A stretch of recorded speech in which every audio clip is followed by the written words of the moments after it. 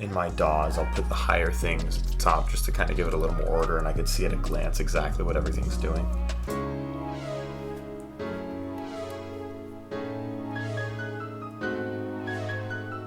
So that's the high melody. Hey guys, welcome back to my channel, and today we're going to be talking about the basics of beat arrangement. This video will teach you how to take an idea and turn it into a full song for an artist. In this video, I'm going to be going over the elements of a good idea for a beat, the different types of arrangements, and the elements of a song. Hopefully by the end of this video, you'll see that you can really make a song out of anything. The first thing I want to go over are good elements for a beat. As you can see in this beat idea checklist, I have a list of things that you can see in every instrumental. You can see I have two types of chords, a low and a high melody, a counter melody, a bass, sub bass, and I have a whole list of different types of instruments that you would see in a drum kit. And pretty much you can find all of these elements, I think at least, you can find all of these elements in every genre of music. Now, it doesn't have to include all of these elements. There's not really one right way to do things, but you will usually find some or all of these elements in every single song. First thing I have are chords, and those are usually the first things I like to start with whenever I'm making a song. You guys have probably seen it on Whip It Up Wednesdays. I usually just start with some chords and build from there. It's pretty cool. Speaking of Whip It Up Wednesdays, I have episodes in the description below, so be sure to smash the like button and check those out. So let me use this beat idea to kind of illustrate more of what I was talking about. So let's check out the piano chords. And I also have another set of chords here, the synth chords.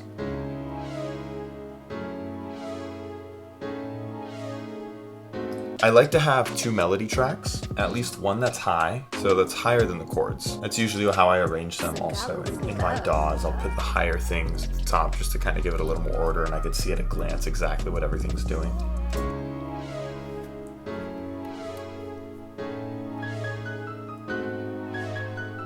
So that's the high melody, and I also have a low melody included. And there's the low melody. So that's kind of like the main phrase of this beat, what I'm dealing with. So I feel like it's still a little empty. I feel like we could add probably like a counter melody or one more thing to it. Instead of adding an instrument for the counter melody, I think it'd be better to leave room for the artist's vocals to serve in place of that counter melody.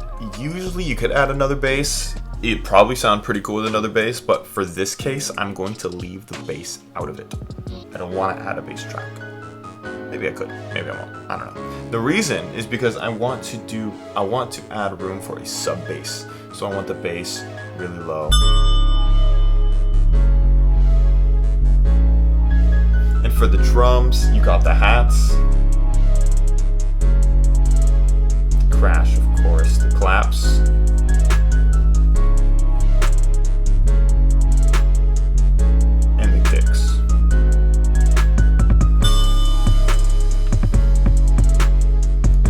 Yes, well, I'll add the perks later. Kind of like in a story, how there's a beginning, middle, and end. In a beat idea, there are going to be the chords, the melody, the drums, the claps, the kicks. So now that we've talked about what goes into a good beat idea, I want to go into the different types of arrangements you're going to see. This is usually the basic structure of a beat. All songs have some kind of structure that's similar to this no matter the genre. This is why I have a lot of styles on my channel. I like to just mix and match all these different elements and see what comes out of it. And I've noticed that I can seamlessly switch genres this way and also maintain my own unique style. Or you can get a little more complicated by adding some pre-choruses.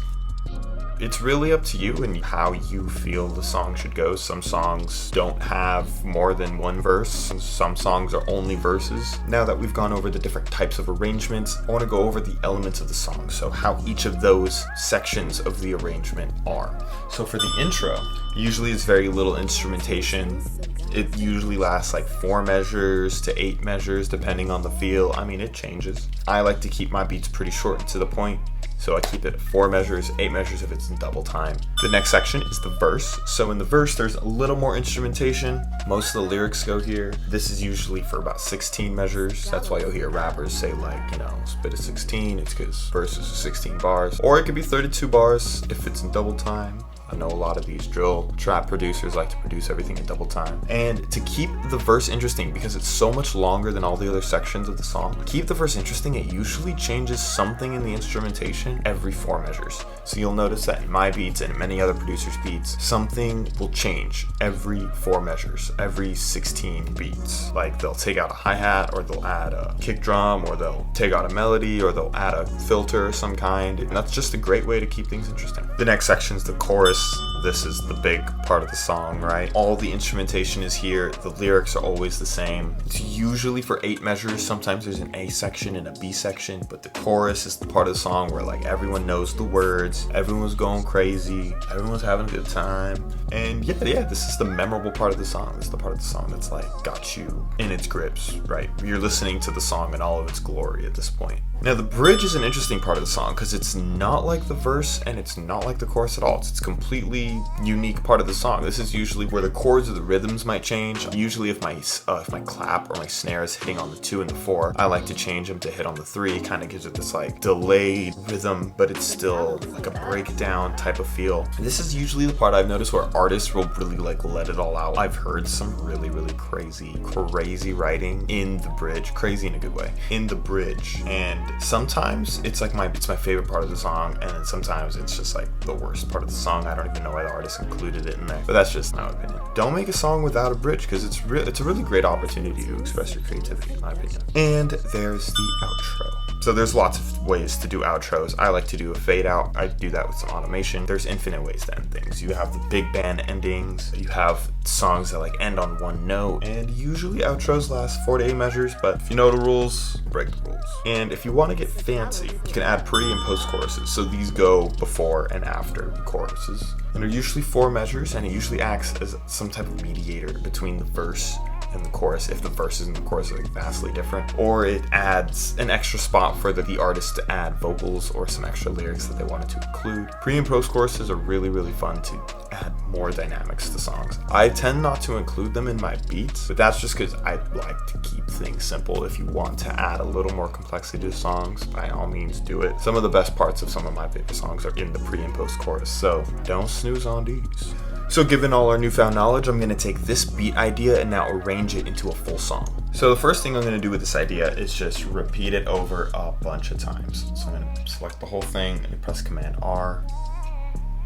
I'm going to press G to open up this little side menu, and I'm going to press that plus right there to make a marker. I'm going to call that intro. Now remember I said that the intro has very little instrumentation, is roughly about 4 measures. So that's how long I'm going to keep it right here. I'm just going to leave it right there at 4 measures. I do options apostrophe, create another one. I'm going to call this the chorus. I make the chorus right after the intro because on YouTube you gotta just like let it all rip real quick, otherwise people don't give a damn. And I'm gonna make this chorus 8 bars. So I'm gonna go over 8 bars further, options apostrophe, and I'm gonna create my verse. I'm not gonna do any post pre-choruses here. I'm just gonna do strict basic beat structure. So we got the intro. So we got little instrumentation. So I'm gonna take out the kicks. I'll take out the claps, take out all the drums.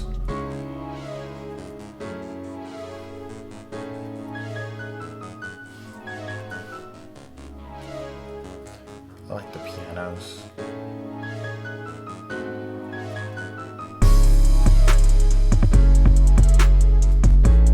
Yeah, I think that's simple enough. Okay, now the chorus, I'm gonna leave everything there. I want as much instrumentation as possible. This may not be the case for every song, but this will be the case for this one.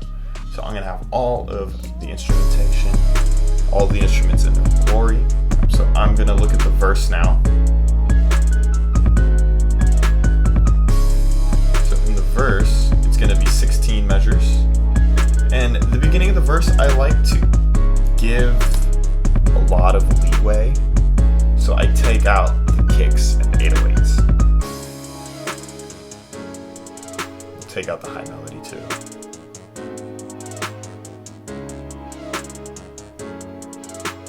And then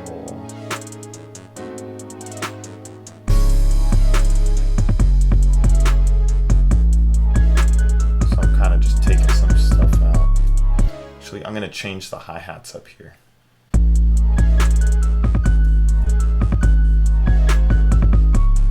I want the hi-hats to have less motion in the verse than they do in the chorus. Now in the next section of the verse, I'm going to take out those 808s.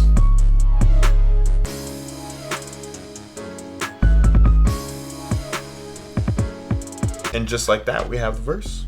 So what I'm gonna do is repeat all of this again. I feel like it needs more dynamic, so I'm gonna add uplifters and downlifters and impacts, kind of some stuff to make it a little more cinematic and fill out the empty space. But this is just to get the arrangement down. So I've repeated this over. Options apostrophe again, we'll call this chorus 2, call this verse 2. So I'm gonna copy the chorus again, bring it there after the verse, call this chorus 3.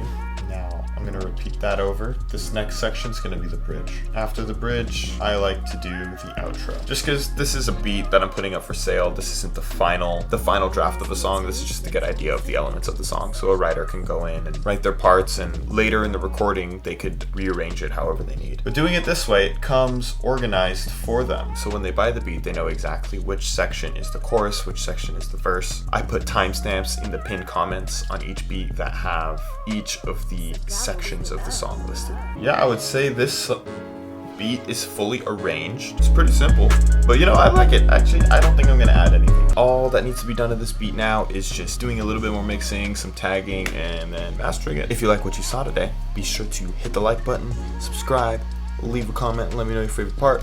Let me know what type of beats you want me to make in the future. I also have another video on 9 tips on how to stay creative as a music producer in 2020. So if you are having beat block, that video will unblock you. I also have links in the description to Whip It Up Wednesday, a video series documenting my music making process. So it's kind of like this video, but with me explaining a lot less and me making more. So if you're into that, click the buttons.